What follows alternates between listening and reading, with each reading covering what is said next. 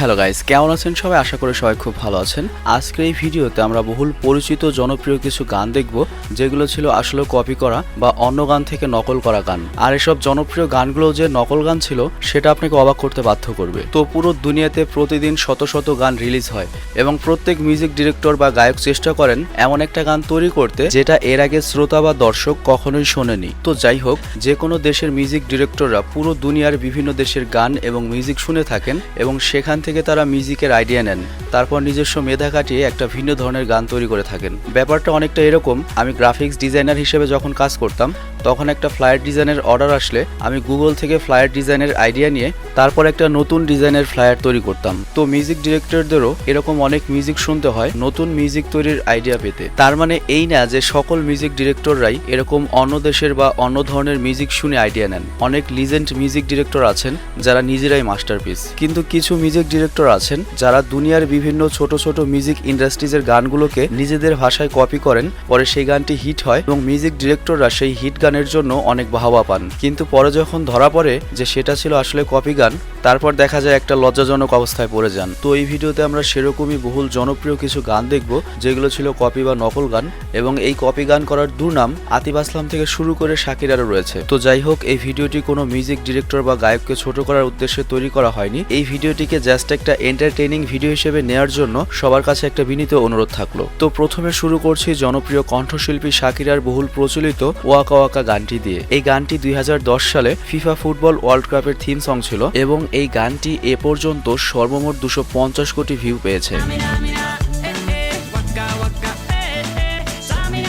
আর শাকিরা এই গানের জন্যই কিন্তু মূলত পৃথিবীর সর্বস্তরে এত পরিচিতি পেয়েছিলেন। তবে মজার ব্যাপার হচ্ছে এই গানটিও ছিল কিন্তু কপি করা বা নকল করা গান। তো ওয়াকা ওয়াকা আসল গানটি ছিল কিউবান কণ্ঠশিল্পী লাস সিগাসের, যে গানটি রিলিজ হয়েছিল 1990 সালে।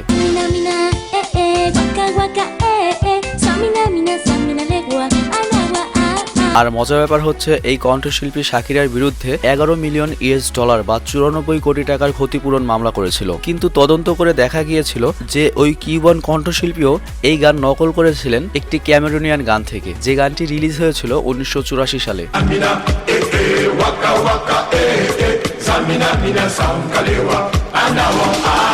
তো শাকিরা পরে সেই ক্যামেরুনিয়ান গায়ককে কিছু টাকা দিয়ে সেই গানের সত্ত্ব কিনে নিয়েছিলেন। এরপর বলিউডের বিখ্যাত গান লাইলা, যেটা 30-40 বছর আগে বলিউড তৈরি করেছিল,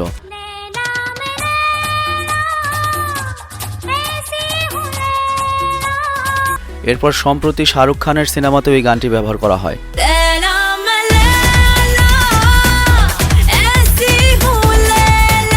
তো আপনি ভাবতে পারেন এই গানটি হয়তো বলিউডই তৈরি করেছে, তবে মজার ব্যাপার হচ্ছে এটা কিন্তু বলিউডের গান নয়, এটি ছিল ক্যামেরুনিয়ান একটি গান থেকে নকল করা।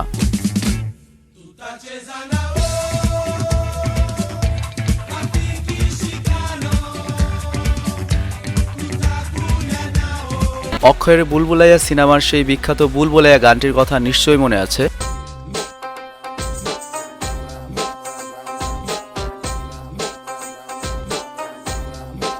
এটিও কিন্তু ছিল Korean pop band enter the ড্রাগনের একটি গানের নকল।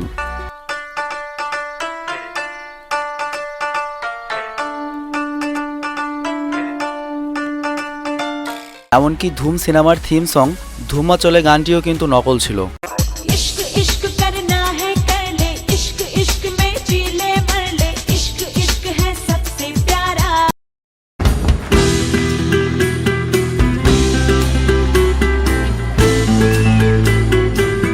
এছাড়াও ধুম 3-র জনপ্রিয় কামেলি গানটিও একটি পাকিস্তানি গ্রাম্য গানের নকল ছিল।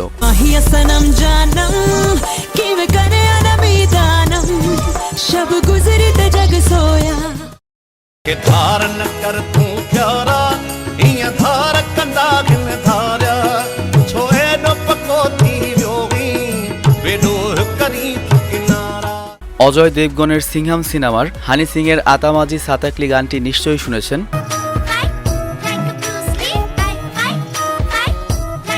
এই গানটিও ইউটিউবের একটি ব্যাকগ্রাউন্ড মিউজিকের কপি ছিল।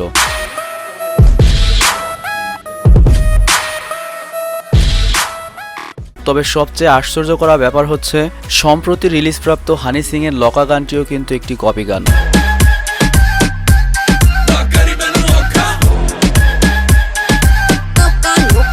এই গানটি তৈরি করা হয়েছে তুর্কির ছোট্ট মিউজিশিয়ান সিবারটুনের কোবরা মিউজিক হতে।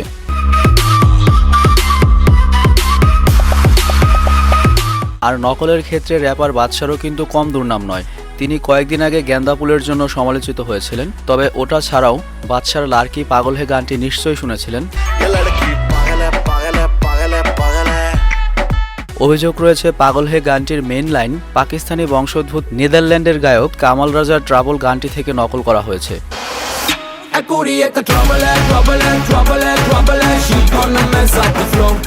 তবে আমার কাছে নকল বলার মতো কপি বলে মনে হয়নি। যাই হোক, সবচেয়ে অবাক করা ব্যাপার হচ্ছে আমার সবচেয়ে প্রিয় গান পেহলি নজর মে কেসা জাদু কর দিয়া, পেহলি নজর মে কেসা জাদু কর দিয়া,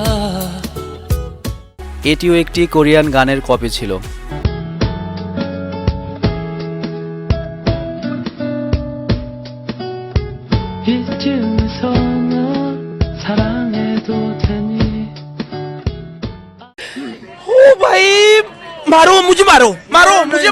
তো এই ছিল আজকের মতো কপি গানের ভিডিওটি। তবে এখানে বলতেই হচ্ছে সবগুলো কপি গানই কিন্তু অরিজিনাল গানের চেয়ে অনেক বেশি ভালো হয়েছে। আর তারা গানগুলো কপি করেই হোক বা যেভাবেই হোক যদি তৈরি না করতো তাহলে কিন্তু আমরা এই অসাধারণ গানগুলো পেতাম না। তো সেই হিসেবে কপি করেছে, বেশ করেছে।